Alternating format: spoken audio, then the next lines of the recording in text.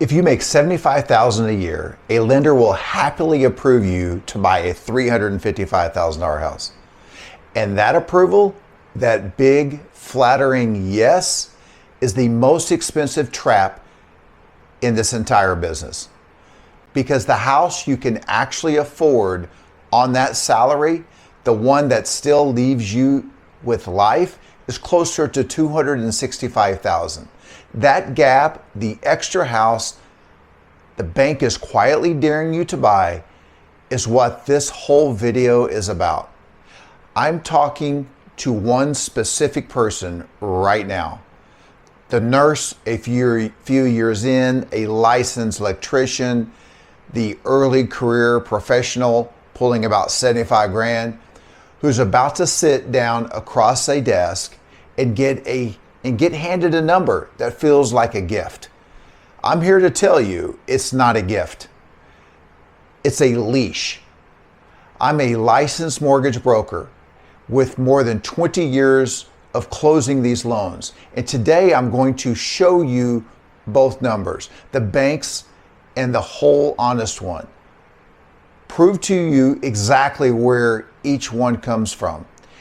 And hand you the math to find yours. Let's go. Fast, honest note before we touch a single number. I'm a licensed broker, but this is education, not financial advice for your exact situation.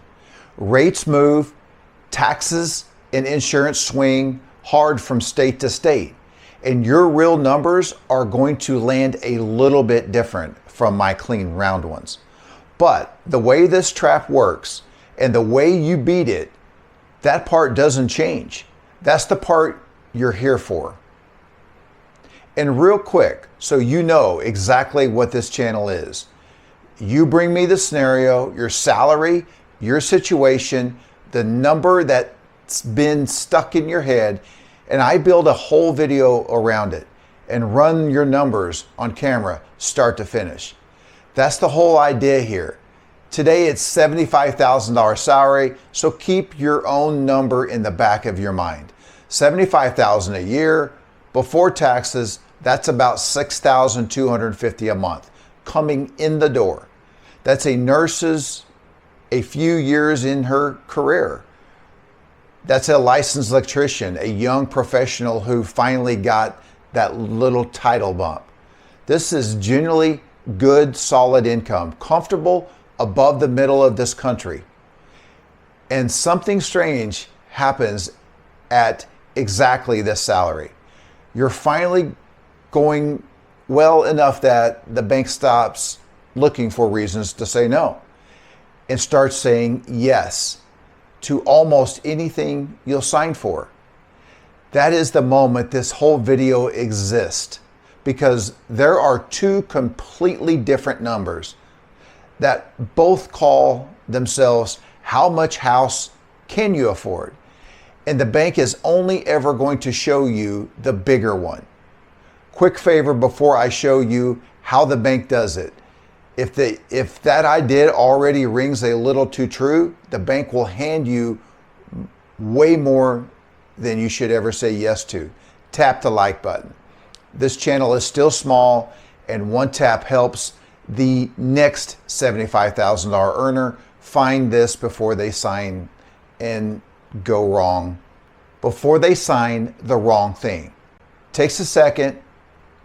Okay, here's how the bank gets to its number.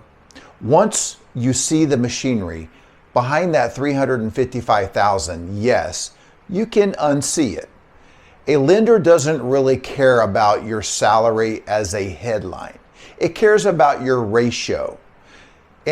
And the ratio it's allowed to stretch to is honestly kind of brutal. On the back end, that's every monthly debt you have stacked up against your income. A lender will commonly go all the way to 43% of your income. And the automated systems behind the scenes will even push that past to 45 and sometimes 50% on a conventional mortgage. So take the 43% of your income, then knock off a typical car payment, let's say we'll call it $350. Then we'll willingly hand you a $23.38 a month house payment, $2,338 a month.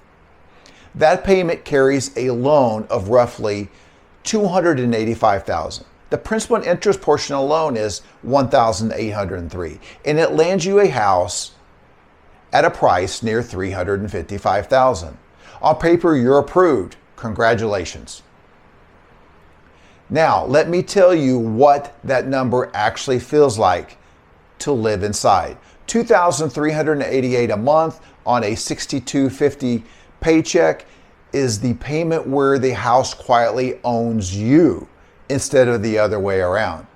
It's the payment where one blown transmission becomes a credit card balance you carry for a year, where the property tax bill ticks up next fall and there's no slack anywhere to absorb it, where you technically own a home and you still can't afford to furnish the second bedroom or take a trip or stop checking your account before every dinner.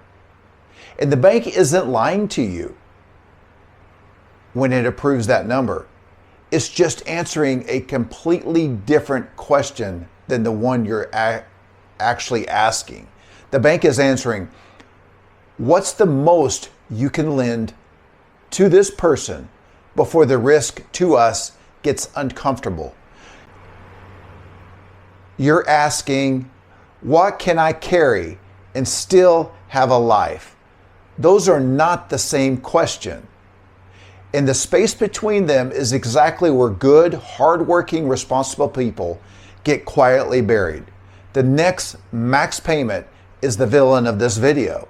So let's go get the honest number instead. Some of you are already asking the fair question. Is there a number in between?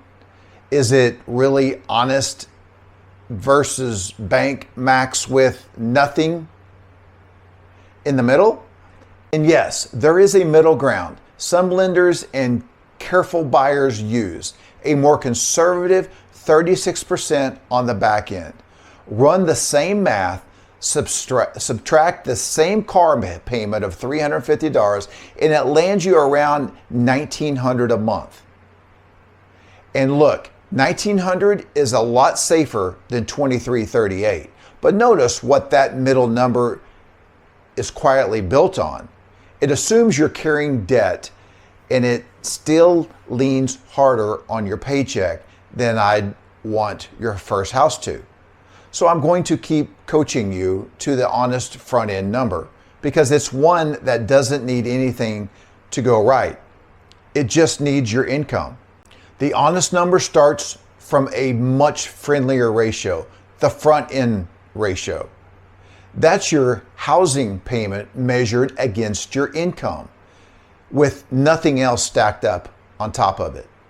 And the number I give my clients, the one built to keep the life intact, is 28%.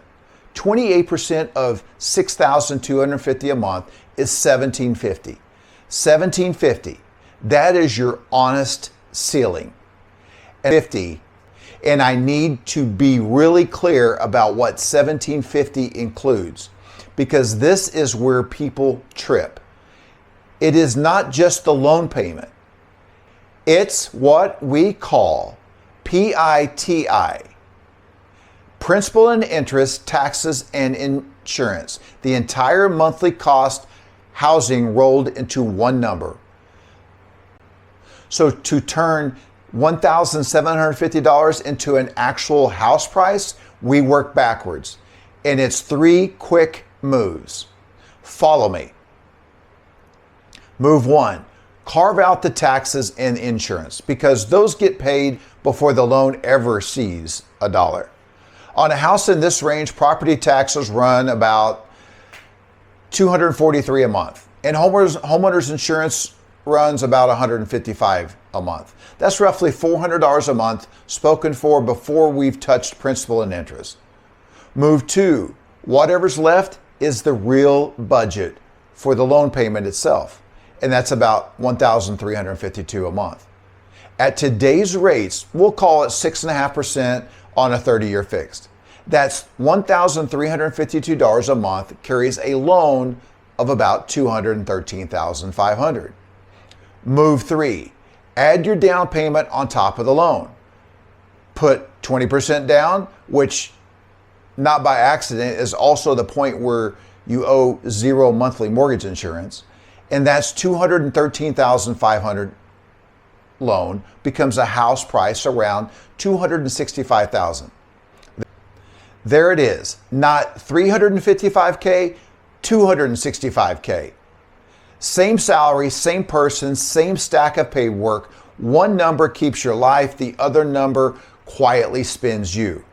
A real caveat here, because I promised you honesty, and this is the honest part. Those taxes and insurance figures, the 243 and the 155, are national averages, and they swing enormously state by state and county by county. In parts of Texas or New Jersey, the property taxes alone can be close to double of what I just used, and that pushes your own honest price down.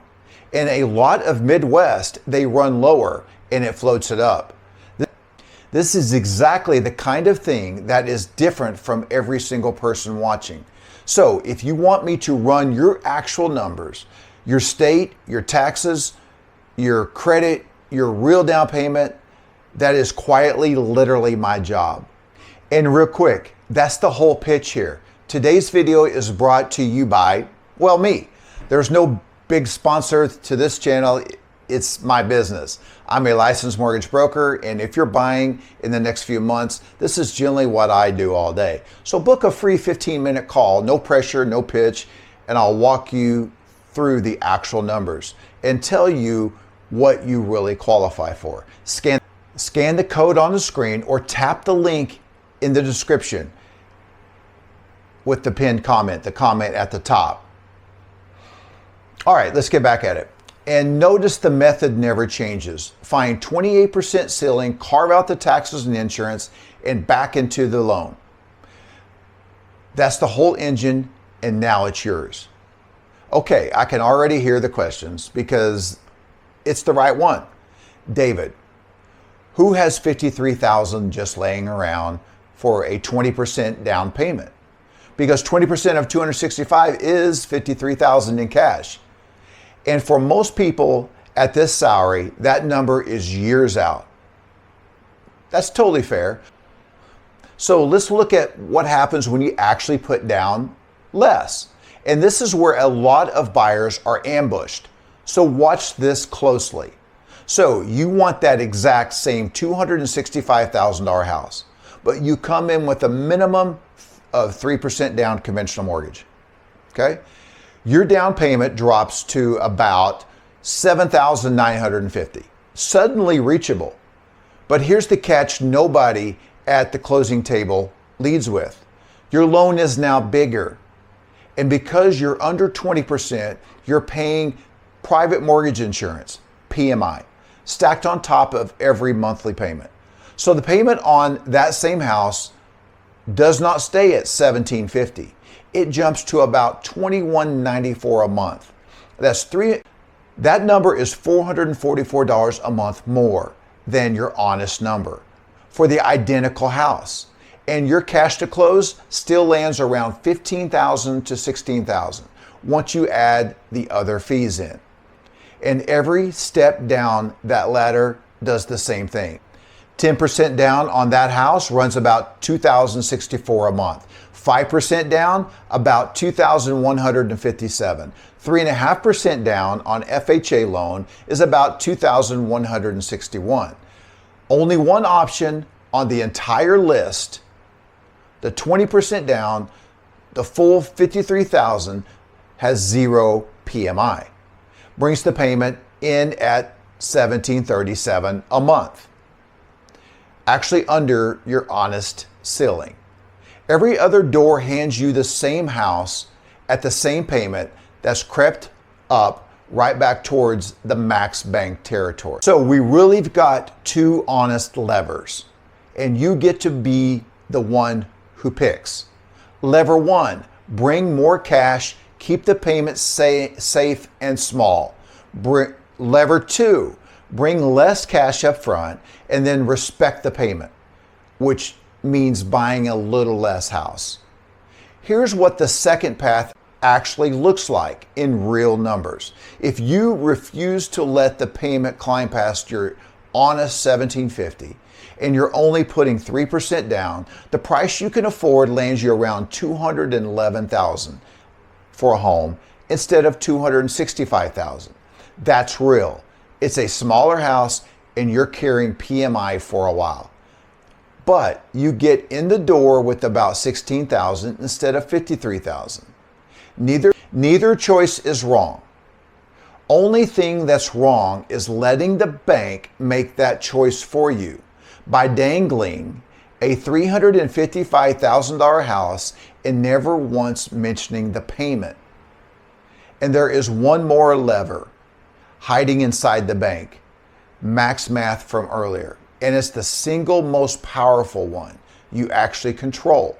Remember how the bank subtracted your $350 car payment right off the top before it did anything else?